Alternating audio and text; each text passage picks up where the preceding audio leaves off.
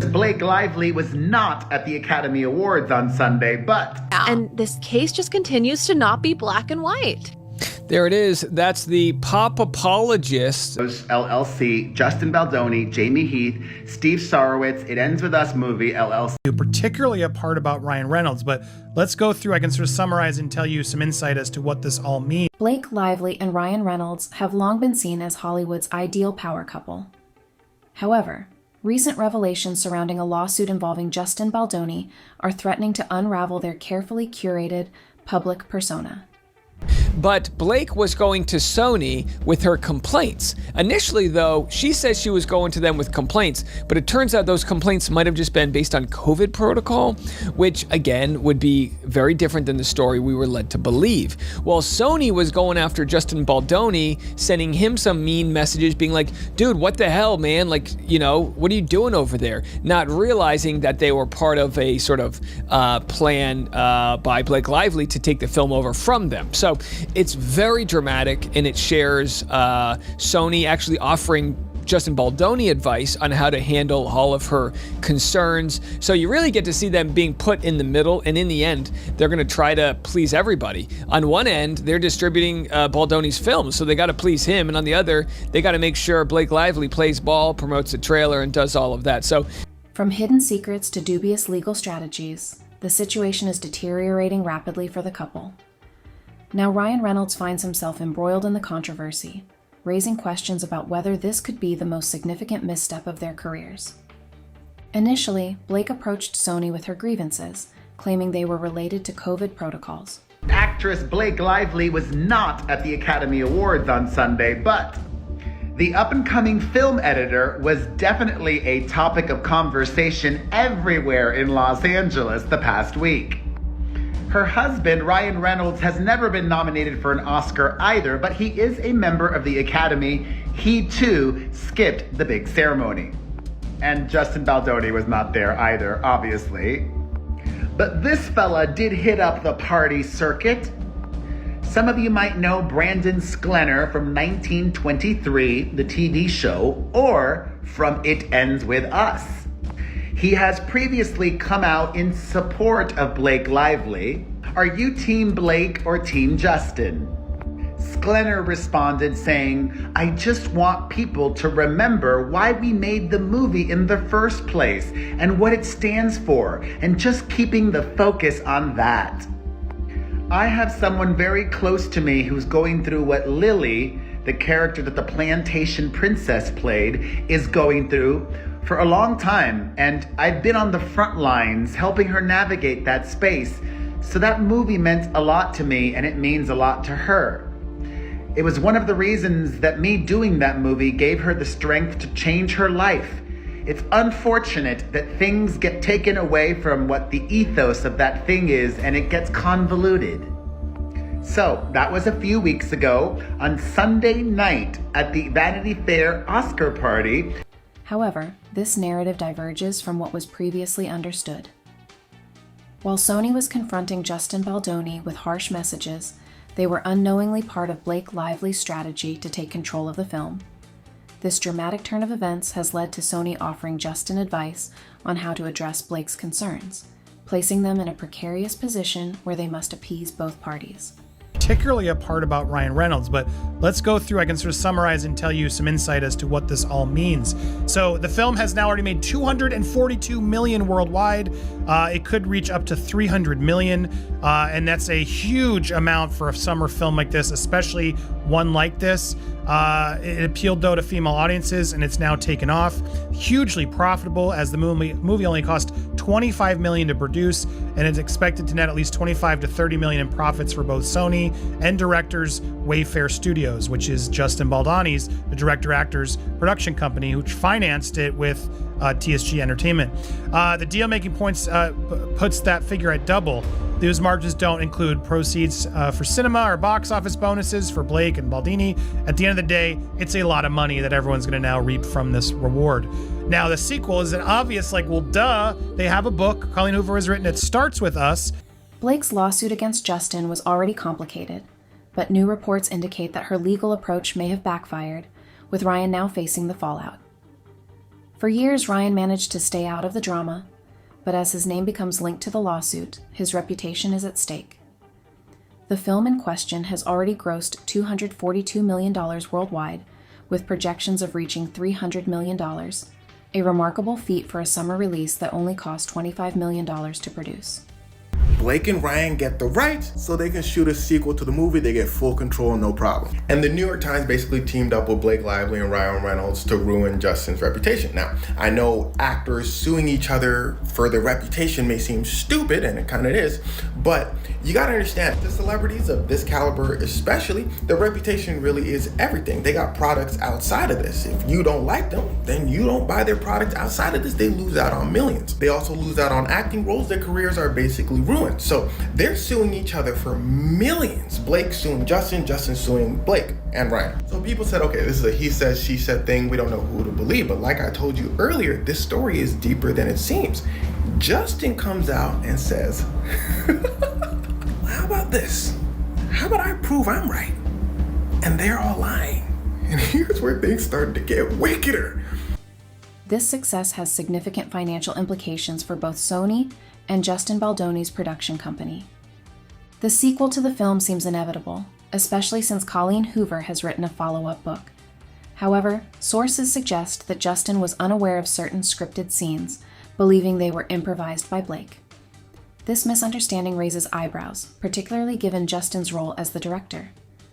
The Writers Guild of America, WGA, may also become involved, potentially complicating matters further. Black and white, no bias, right? Justin Baldoni mixed to negative. The article spends significant time discussing Baldoni's connection to the Baha'i faith and how his religious and personal behaviors may have contributed to the conflict. Again, how his views, personal behaviors related to his faith has contributed to the conflict, right? And it goes on and says, the article also details how his faith-driven approach made people uncomfortable compared to the Scientology, and highlights allegations of unprofessional conduct on set. Again, asking people how they feel to express moments of joy in meetings. Like that's what they got. That's the spin that they're taking right now. And if you look on Blake Lively's sentiment analysis, it's generally positive, with some nuances. Then she wanted access to the edit bay with the director. She wanted to hire her own editors as well. So she did, so that they could make her version and cut of the film, right? And what'd she do then? Well, she goes and screens it to her friends and family. She goes to Book Bonanza, uninvites Justin Baldoni, invites the rest of the cast to screen a movie that she edited with her own editors that Justin Baldoni didn't even get to watch. His own film, the director of the film, didn't even get to watch his own film. Then what else happened? Well, Ryan Reynolds. He openly mocks Justin Baldoni. The fallout from this scandal is not limited to Blake and Ryan. It is affecting the entire cast of It Ends With Us. At the Oscars, one of Blake's co-stars was visibly uncomfortable discussing the lawsuit, highlighting the pervasive tension in Hollywood surrounding the situation. While Blake was absent from the Academy Awards, Ryan, a member of the Academy, also skipped the event. This was Ryan's birthday? Yes. And yes. And you wrote, I picked a good one? Yeah. It's beautiful. It's dad jokes, right? I'm just a dad now, I guess. And then he returned the favor on your birthday. He did a series of photos where you're just either slightly off camera, your eyes are closed, out of focus. Yeah. It's alarming to me how many of these photos he found, though, where I look like this. And like I have a Barbie in my lap, and I'm like, what is happening here? But he looks handsome in all of them. I really need to like work on my photo face. I don't know. It's aggravating, isn't it? Because he always looks like perfect like that. I know. I gotta dig some You're doing fine. You're doing fine. You're good. Let's talk the new movie, okay? Yes. Because as Michael said, you play an assassin. It was so cute when you posted the trailer. Just how I shattered my hand. We shut down for 6 months. Yeah, my hand basically turned to like feta cheese. It's just like. How'd you do that? What happened? I was like lunging towards Jude Law with my fake rubber knife, and my hand collided with his elbow, and I, broke some things and dislocated some things and severed a ligament, and yeah, it was pretty intense. I know that But that's why you guys have to see this movie. Out of charity. So I gave my right hand for something. That's right. Would you all like to see a little snippet? Yes. Justin Baldoni was notably absent as well, but Brandon Seener, a co-star from It Ends With Us, attended the after-parties. When asked about the lawsuit, Seener emphasized the importance of focusing on the film's original message, expressing disappointment that the controversy overshadowed its significance. As Ryan Reynolds' status as one of Hollywood's leading men begins to wane, insiders suggest that his involvement in Blake's lawsuit could severely damage his career. Reynolds as a person, it's more so like what he represents with the current state of Hollywood and like, oh shit.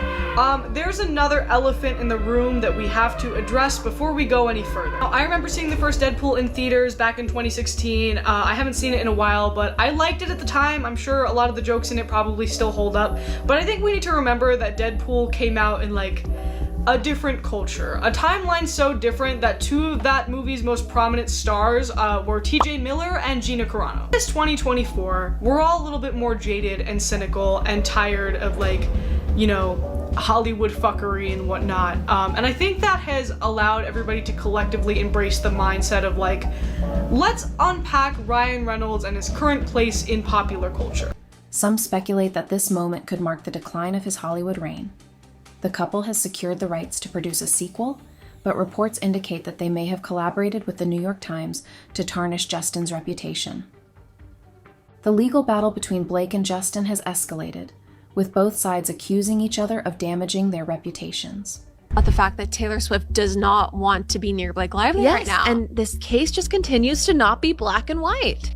There it is. That's the pop apologist discussing why Taylor Swift has been quiet on the sidelines. Again, pop apologist looks like we're going to have on our show very soon, working on a date there, but very interested to hear their other opinions on the matter. They cover all things pop culture news. They've crushed it on this case.